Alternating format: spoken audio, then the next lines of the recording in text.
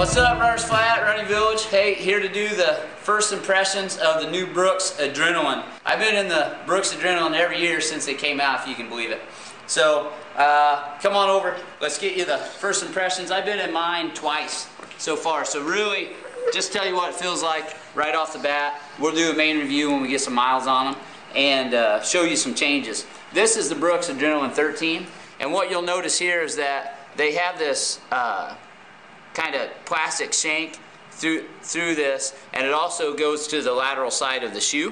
And so what you're getting is a little bit of a cutout there, but that's how they were still giving you quite a bit of that stability.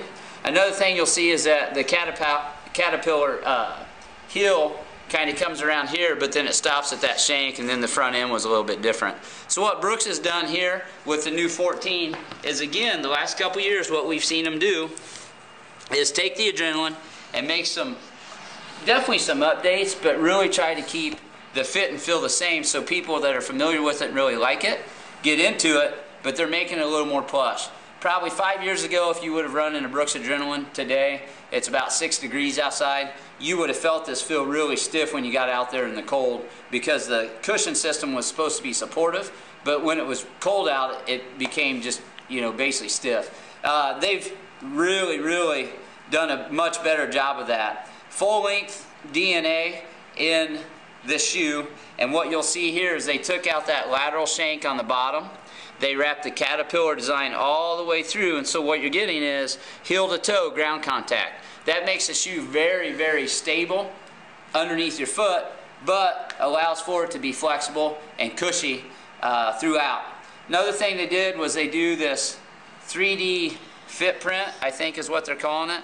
And what they're doing is, instead of having all these sewn uppers, they're doing this. It's kind of, I don't want to say it's glue because that's not the right word for it, but essentially where you see those areas, they're able to reinforce the upper while not adding seams or more weight.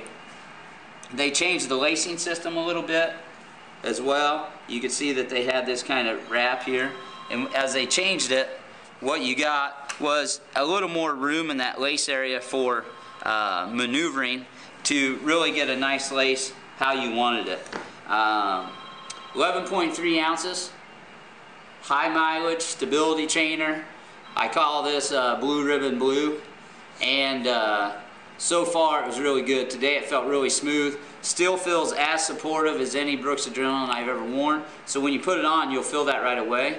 But because it's smoothing out a little bit, I think it's going to be easier for someone that needs the support to get into it without feeling nervous that it's too aggressive, because it definitely does feel like a plusher ride than previous models. So far, so good. Brooks Adrenaline 14. Keep in touch with us. You'll see the main review coming in about 6 or 7 weeks.